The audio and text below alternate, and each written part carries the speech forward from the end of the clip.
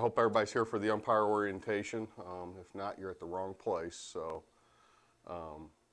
we're doing something a little different this year. We're going to try to live stream our training course and today. So today's kind of a dry run for us. That's why we got David over here behind the computer. He's trying to get everything set up for us to get going. It looks like we're about ready.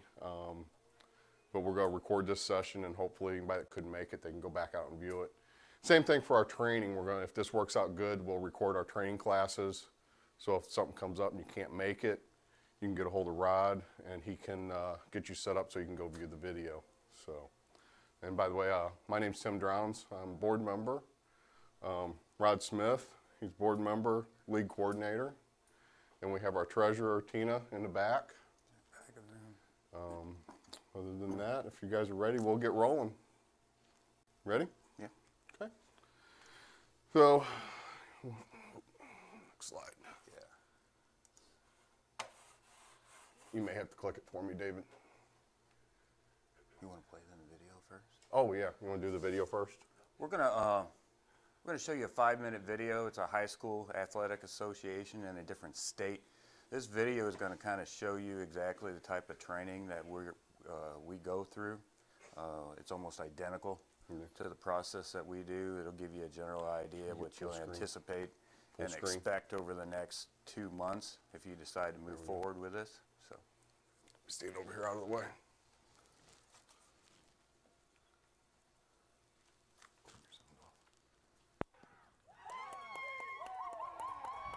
You hear him called many different things on the field. Blue, ref, or sometimes a few different explicatives. But commonly he is called an umpire, and most often he is not the most popular working man on the field. When a situation happens, the coach is upset. He thinks that the umpire has either made a mistake in rule application or just flat out missed a call. But what fans and coaches don't realize that this guy isn't your casual fan who just decided to one day throw on a mask and try his luck behind home plate. I don't think the average fan understands all of the training that's necessary for a person to umpire. So as the common fan, I decided to give it a whirl.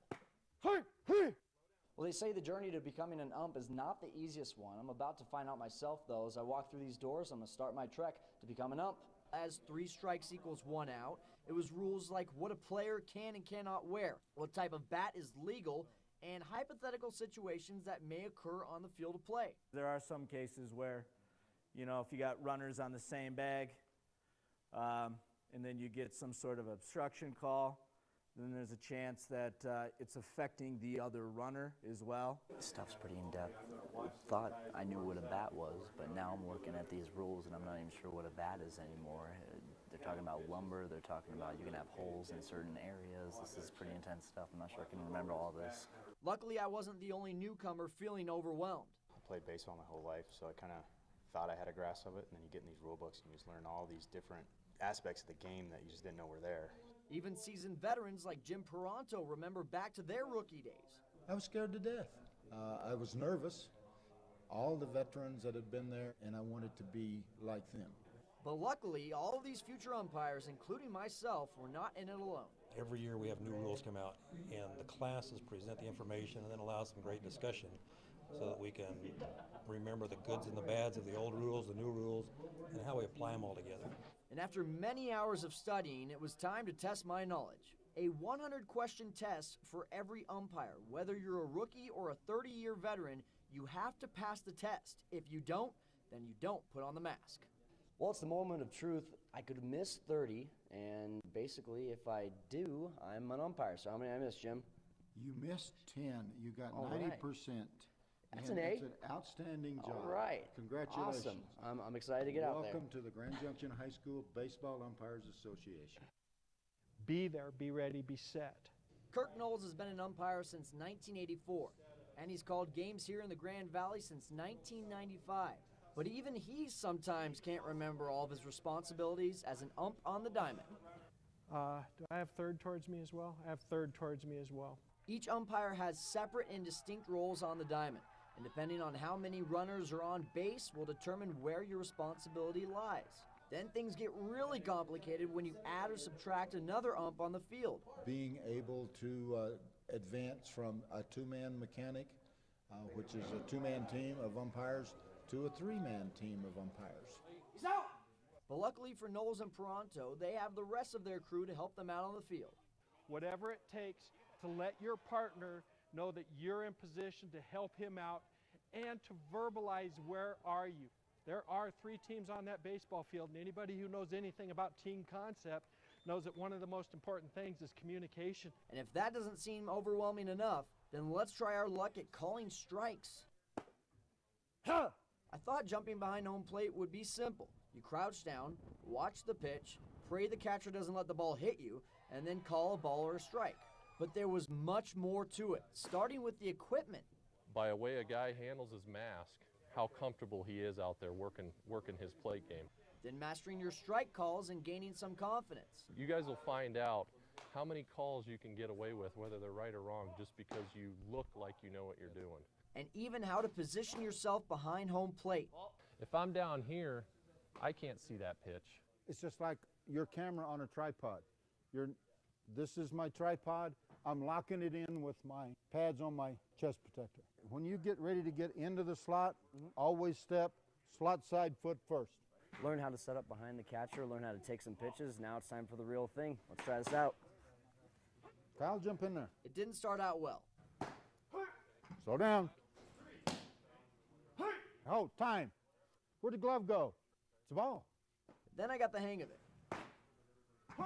Good. I gained some confidence and started to get comfortable enough to try out my strike 3 call.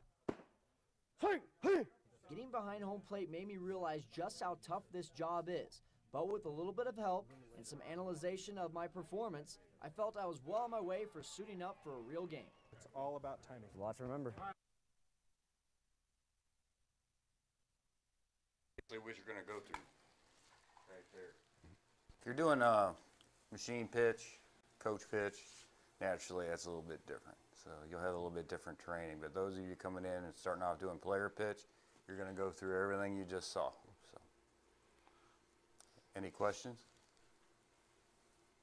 Okay. Nobody ever has questions. All right.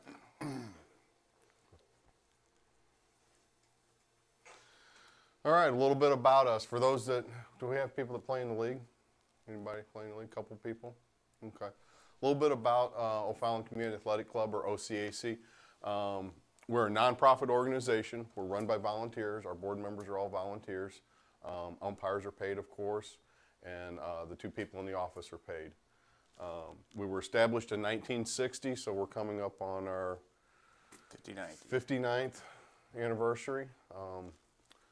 Sadly, I think I've seen the 40th one here, the 50th one, and we'll see the 60th anniversary. So Rod, Tina, and I have been around here for a while. So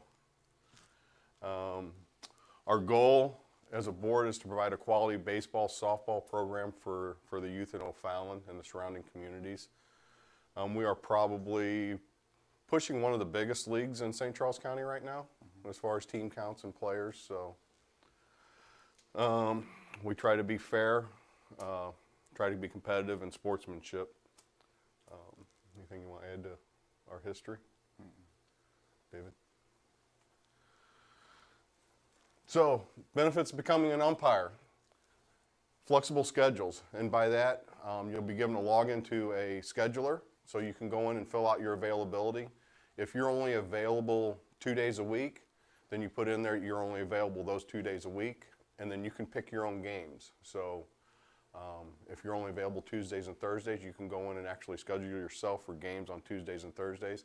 Keep everything else blocked out, because if you don't and we have rainouts or we need somebody on a field on a Wednesday, Rod will go into the schedule and say, oh, John's doesn't have that blocked out. I'm going to schedule him on Wednesday. And then you say, oh, well, I can't work Wednesdays. I only work Tuesdays and Thursdays. And the reason is he didn't see it blocked out. So flexible schedule, you got to do your part too and block out the days you're not available. We only play Monday through Friday. We don't play any weekend games. We offer equipment reimbursement program. We'll get into this a little bit later in the slideshow. Lifelong skill. Anything you want to say on that? You have a lot of people that come through, start at 14, 15, umpire through school, they go off to college, they come back and they have a job every year when they come back. So We've had essentially, once you learn to umpire, you can always have a job somewhere. There's plenty of places always looking for people. So we don't charge anything for our training. We provide it to you free. We're up here volunteering our time, training you guys. You are the future of the league as far as umpires in the area. So right now there is a shortage of umpires, pretty much statewide. So once you get some experience under your belt, we hope you dedicate yourself to us and work with us. But there are opportunities for tournaments on the weekends where that you can pick up and earn extra money. And great pay, and we'll get into pay later. You take that one. all right, these are some of the top expectations. Reliable. Have to be there. You got to always keep in mind that you not only do the teams count on you, but you're a partner. So you always have a partner. Don't want to leave them hanging. So be on time. Be properly dressed. Don't show up with your umpire jersey covered with hamburger cheese sauce on it, dirty or just wadded up out of the back of somebody's car. Not that we've ever had that happen. Right. So try to make yourself look presentable, kind of like they said in that quick video clip. How you look right out of the box determines how somebody's going to treat you on the field. That's half the battle right there. Looking the part. Properly equipped. Make sure you always have everything. You'll eventually learn everything you need to bring with you depending on what ages you're doing, and know the rules. 3 to 4 of the biggest issues that you run into on a ball field and then during a game is the problem. If the umpire don't know the rules and the parents don't know the rules and the coaches don't know the rules, you got all kinds of issues. So very, very important to follow them. So.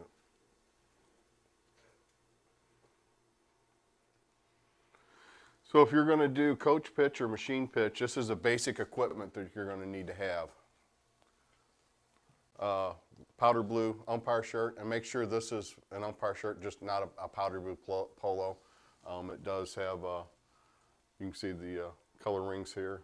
What other differences are there between, there's another difference in powder blue and the umpire shirt in there. Yeah, they got some now that have the all black collar on it, but you just don't want a regular polo like this. You're going to want an actual umpire jersey. Okay. You can get those. We'll kind of show you places where you can get them from. Dark gray or heather gray, light gray umpire pants. Ball cap, they call I think this, we're saying for this age, a 4-seam, which is basically the length of the bill. When you get behind the plate, you'll want to get a shorter bill. That way it stays on behind the mask. Ball bag, brush, and clicker. Even though you're not doing player pitch, it's still, the plate's going to get covered, so you want to dust the plate off sometimes. If you're in the field, I don't know if any of you have ever seen the Pee-wees play. A lot of times they get out there and they try to cover the bags with dirt, so you may have to take a time, use your brush and clean the actual base off. You can use your indicator to keep tracks of strikes on the field. A black belt and black shoes. The shoes we prefer no logos. If they have a Nike logo that's light gray, that's fine, but no bright white or orange or green shoes. Make sure they're dark black or dark gray. Right? Right. Okay. And then if you're going to do player pitch, basically the same thing we just talked about on the other slide, except you're going to add shin guards, chest protector, face mask. That would be the only difference between the two. And it is a little bit more cost for this equipment as opposed to the basic equipment. And if you are doing player pitch, I recommend you actually buy the umpire pants. Yeah. Because you're going to have a difficult time getting them over your shin guards if you try and go with regular pants. Yeah, if you're doing coach pitch, you can probably get dark gray pants from, I think Walmart or Target has the dark gray. You don't have to buy the actual umpire pants unless you're doing behind the plate with the shin guards like Rod said. Any questions on equipment? Okay. These are some different places that you can buy equipment from. We should have, I'm trying to get a flyer from Johnny Max for next time. That way you guys got a better idea of cost. They're local, but you can go out, if you just do a Google search, you can find all these companies out on the website. You're welcome to get them from any place. They do throw a package together for us, so. But we'll get you the information, and then you can make your own decision where you want to get equipment from at that point. Equipment, we won't require them to have in gear till what, mid-March? Yeah. So about six weeks or so before you actually have to have your equipment. We want to make sure that you guys are wanting to do this and go through some training, and actually before you go out and spend the money, you know, don't go out and spend the money next week and then come to a training and decide you're too busy to do the training, or you really don't want to do it. Then you're stuck with that expense of the equipment and nothing to do with it. Plus, we need to get you to pass the quiz first. Yeah. Not going to need your gear if you can't get past the first one. Yeah. So, all right. Take this one, or? That's fine. All our umpires are contractors. They're not employees. Okay? So basically, therefore, taxes are not withheld. 1099s will be sent out on pay amounts 600 and over. So taxes are not held out of your paycheck. They'll be automatically deposited into your banking account every 2 weeks, with the first payday being, that's probably this wrong. is the wrong date, Yeah. but then every 2 weeks after that. They usually try to get it to where your first paycheck comes with a week Yeah. after the season. That way you're not waiting 3 weeks. Yeah. And then from that point forward, it's every 2.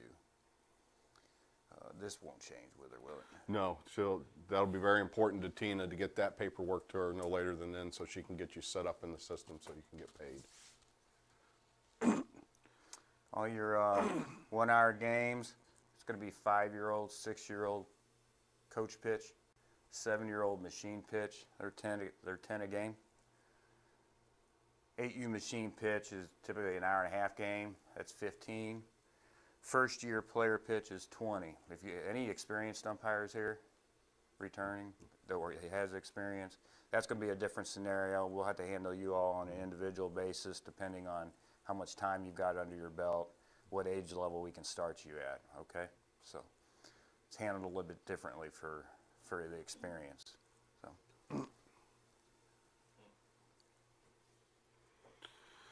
So we mentioned earlier about reimbursement program. So this is your first year with us, so you know we know that it's an investment to get to umpiring. It does take a little bit of money up front to pay for your equipment. So if you just save your receipts over the course of this year, so you got your summer ball, and then if you ump in fall, and we take the total amount of games that you umped. So for instance, if you ump 25 games for it this year, then you'll get 25% of what you spent on your equipment.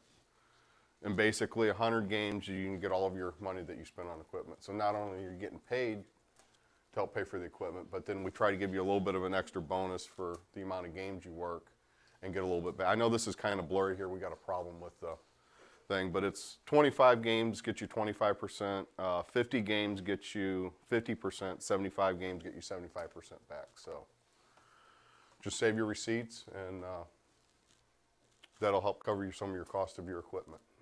Any questions on that? We used to give out equipment to umpires years ago, and what we discovered was that there's no commitment from you. So not only would you not end up showing back up to umpire again sometime during the season, but you wouldn't bring the equipment back either. So at a certain point, we finally learned that if you make a commitment to umpiring and you have to put a little money out of your own pocket, which we're offering to give back to you based on what you work anyway, then you're a little bit more committed to actually performing the job. So keep in mind, all you younger ones, it is a job. So seems like fun till you get out on the field, then you'll find out how much of a job it really is. So I mean, example, the season will run what, 13 weeks, Rod? 14 weeks. So if you ump 1 day a week, that's 2 games a night typically. So you're going to get 28 games out of a 14-week season, which automatically gets you that just doing 1 day a week. So kind of an idea of how much you would need to work. Okay? For the first year? Yeah, the first year, and then I think for the first year player pitch too, right? Right, so like let's say you came in as a first year Yeah. machine pitch, and then the next year you're ready to move up to player pitch, then you're eligible for anything extra else you got to pick So if you up. got to buy your plate gear, then we'll reimburse you on your plate gear. Yeah, that same second way. year. But you can't work the second year and accumulate those games from the first year. No. It would be whatever that second year is. So if you bought equipment, the plate gear, the second year, whatever games you worked that second year would apply to that plate gear for that second year. Okay. All right, we're going to go through a lot of classroom work. That's all going to be done right here. We'll do an indoor plate training like they showed on the video. Location will be determined. We'll decide. Typically, we've been doing it at the field house. We've been having discussions, depending on the weather, possibly doing it here. We got a garage in the back. That way we can set up the cameras, do the whole shoot and shaboodle for you. And we'll give you one outdoor experience, live games. So we bring teams in from the league, typically on a Saturday afternoon, and you'll actually get live experience. That way we don't throw you right on the field, cold feet. So we used to do that many years ago. Yeah. That was never a good experience. We actually have them put you through everything. So we will have them yell at you. Question calls, everything. So we try to put you through exactly what you're going to go through over a typical season. So. Okay. Oh, that was supposed to be hidden. Yeah. This was last year's schedule. Disregard this. Next week, we'll get a schedule out to you guys. Yeah, we'll kind of go over a little bit of the other stuff here when we're done with this. It's up to you. So we're here to help you succeed. We're going to be here. Typically, training's going to be every Saturday morning now until the end of March. End of March. And then after that, you can usually find us at the ballpark. So when you guys come up to do your games, somebody will be there to help you get your stuff together, where you need to go if you got questions.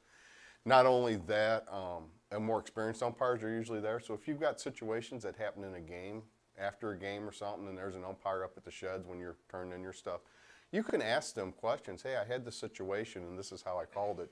Is this the correct way? And a lot of these guys are happy to talk to you about that.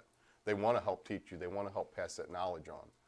So, take advantage of that too when you're up there. Talk to the experienced umpires about, issues you had or calls you made that you may or may not think was right. And they'll be glad to help you. Same the way with Rod or myself or Tina, we're here to help you succeed. We had success on the field. And again, preparation and knowledge. That if you look the part, they're going to respect you more. If you come out, like Rod said, mustard stains, shirt untucked, and you make a close call at the bag, they're not going to have much respect for you because you don't look the part. They're not going to think you know what you're doing. So half the battle is to look the part and be confident and know the rules. If you don't, and this is what happens, you'll end up being miserable on the field. You'll be getting yelled at a lot because they don't think you know the rules or you're not doing a good job. And that accounts for basically 75% won't come back. We have a class like this every year. About 30 umpires, new umpires come in, and probably about, 5 to 10 return, just because situations on the field, either you get out there and you think it's not what you want, and that's okay. I mean, not everybody's cut out to umpire. But it is a good experience. But again, we can't stress enough. You just have to look the part and be prepared, and that will help you succeed. And lean on us to help. That's why we're here, okay?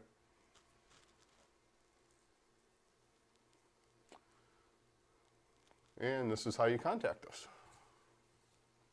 Our website, you can email umpires@ocac-o'fallon.com, or this is the office number. Once you're in the system and you stay with us and you're actually working, you'll have cell phone contacts. Yeah, me, Tim, and Tina, yeah. So you always have a direct contact some way, somehow, if needed. Get in a situation on a field in between innings, shoot us a text, and if we're not readily available at the park, then we'll answer you back, or we'll get over to what field you're at and help you out. We do play at both Ozzie and Westhoff, So if you're at Westoff and we're over at Ozzie, you know, there's a chance that it's going to take us a few minutes to get over to where you're at. So just keep the game moving if it's a question, and then contact us for any issues. I think that's about it. Is that everything on there? That's the end of the slideshow. Guys got any questions? Anything we didn't cover you got questions about, concerns, anything at all?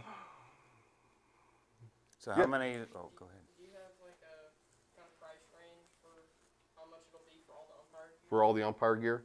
Typically, I think just for the, and we'll have better pricing next week, for the coach pitch, which doesn't require the catching gear, I think it's right at about, what, $75? About 45. Or 45, is it? Yeah. Okay. Around 45, Okay. I think. Then the catcher gear, the kit is $75. Yeah, Right, it'll okay. bump you up a little bit more with the uniforms then, yeah, and that's so- about 75. So, It all depends on how much you want to spend on the gear. I mean, there's low-end quality all the way up to the top of the line, so. yeah, I wouldn't buy top of the line for your first year. I mean, you're not going to be behind the plate for JV varsity like some people ended up. How many 14-year-olds are here? Okay, it's up to you. Most of the time, we prefer to start you on machine pitch, coach pitch. If you want to go player pitch, Yeah. that's your option. We don't have a problem with that. We do keep a 4-year age differential. So if you're 14, you won't be allowed to umpire anything older than 10. And typically, if it's your first year, you'll keep them on 9, right? Yeah, and typically 9U only. For your So first year. if you want to do both right around then, you know, you're more than welcome to train for both. That way you're open for machine pitch and coach pitch, and you can get some 9U games in.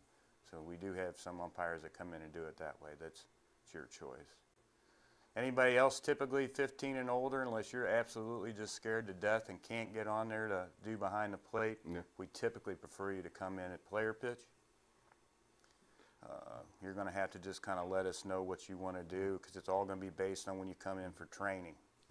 So all your coach pitch and machine pitch training is always going to be at 9 a.m. Just figure every Saturday at 9 a.m.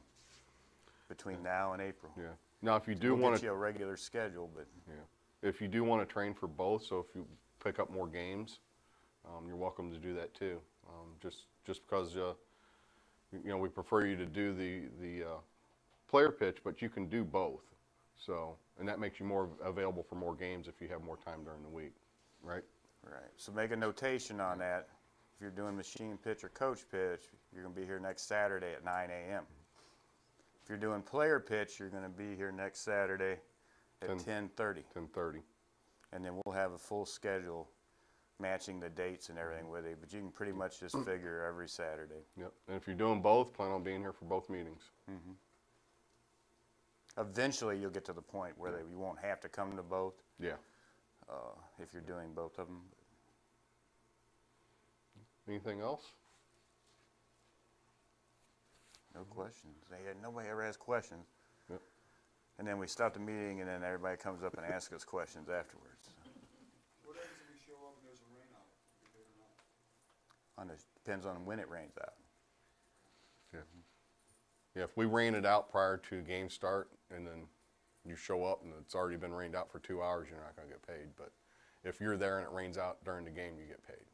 Right.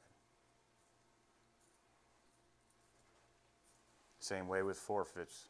Yeah. Pre-forfeits, it all depends on how many hours the game was pre-forfeited, things of that nature. So. Yeah. What time do like games will start and like how late will they go? For coach pitch and machine pitch, games start at 6 o'clock. And I think for the first few weeks, you start them at 5:30. Are you doing that this year? No. Okay. No, All right. So 6 o'clock will be game start for all first games. And if you're doing an hour-long game, the next game will be 7:15, and it'll go to 8:15, so you'll be out of there by 8:30 at the latest. Now, if you're doing player pitch or the 8U machine pitch, them are hour-and-a-half games. So same thing, they start at 8:30, or they start at 6. They'll go to 7:30, and then 15 minutes later, second game starts. So you'll get out of there, what, 9:15, 9:30. 9:30. So, okay. Anything else? Sounds like you're gonna do 2 games.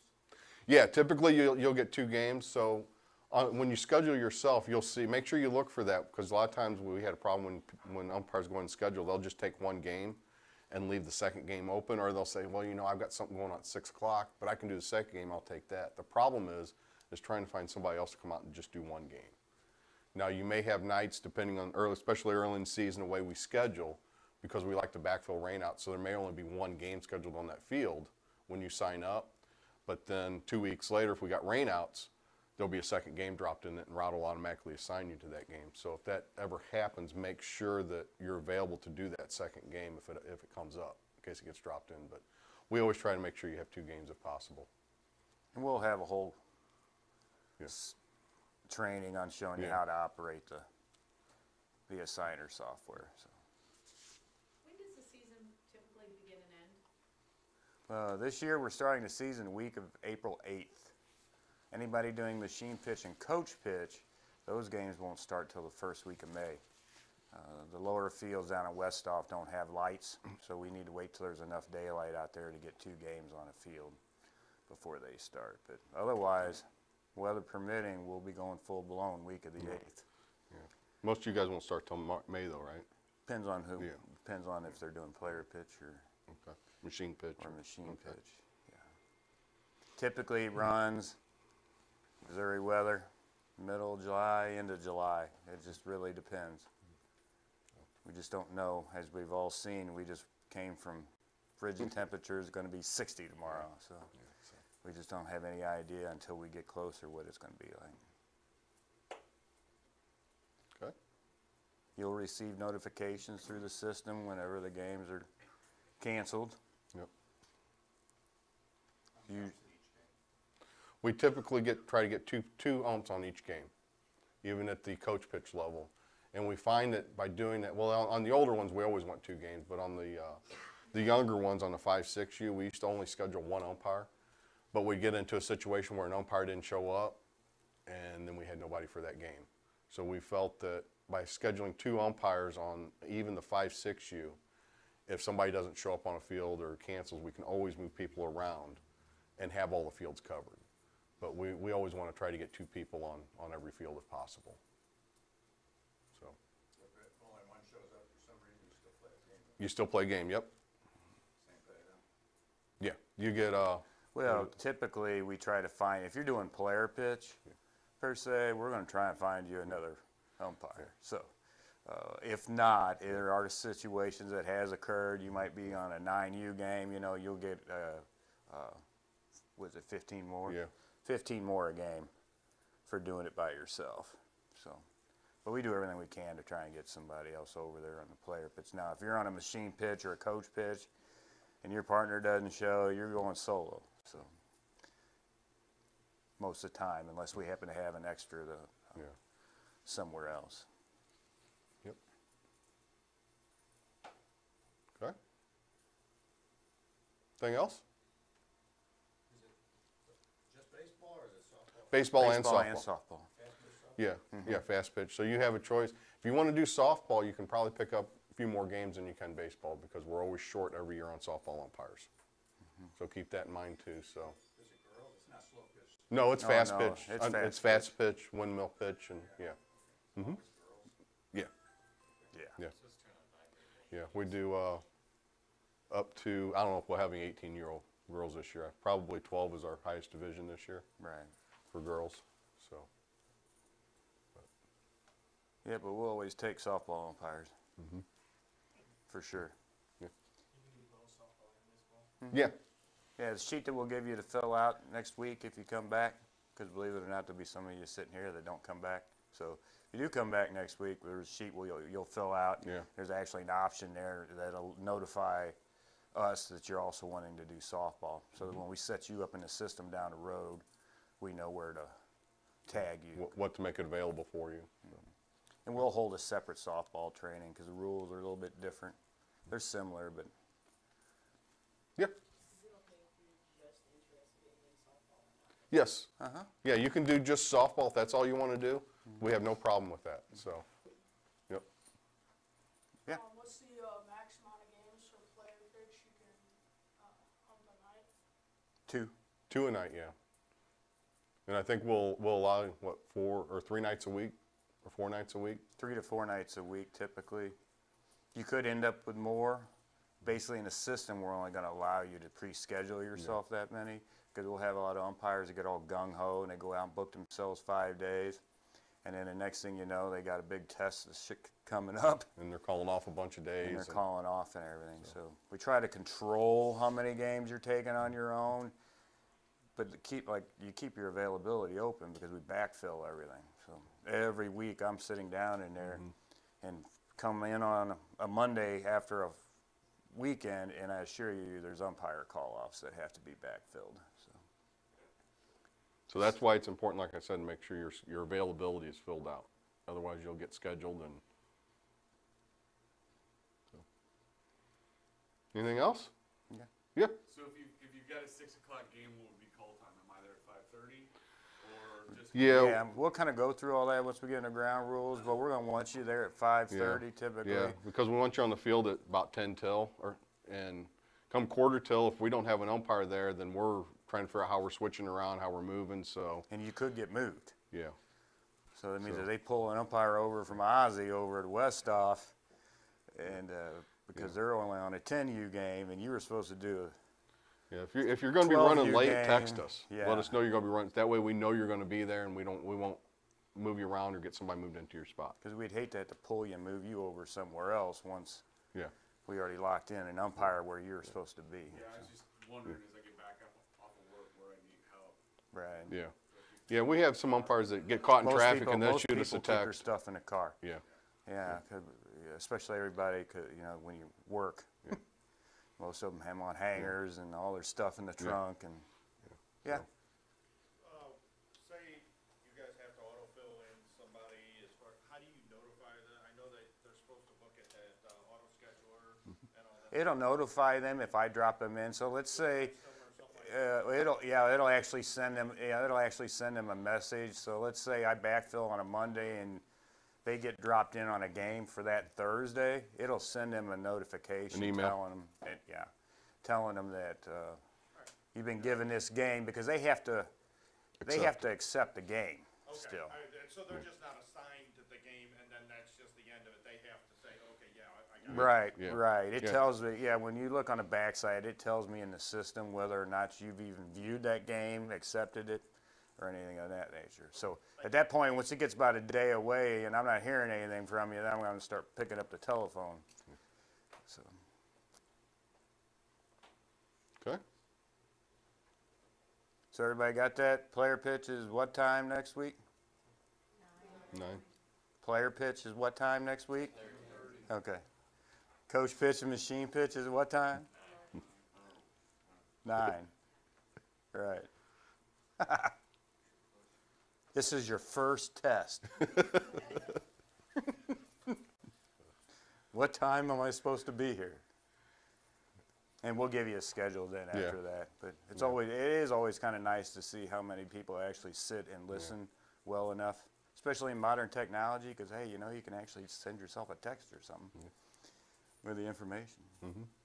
So we got done quickly. Yeah, we're only about 40 minutes in, so. We appreciate you all being on the inaugural live recording. Yeah, so this will be. If you come back, you're going to be a part of plenty more. So.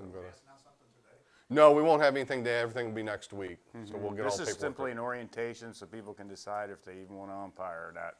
So there's no sense in handing anything out and then third of you don't come back or something. So next week's when we get down and dirty and serious paperwork, and actually we'll go right into doing some training next week. So bring a notebook, or a pad, or something to write on. iPad, something to keep notes with.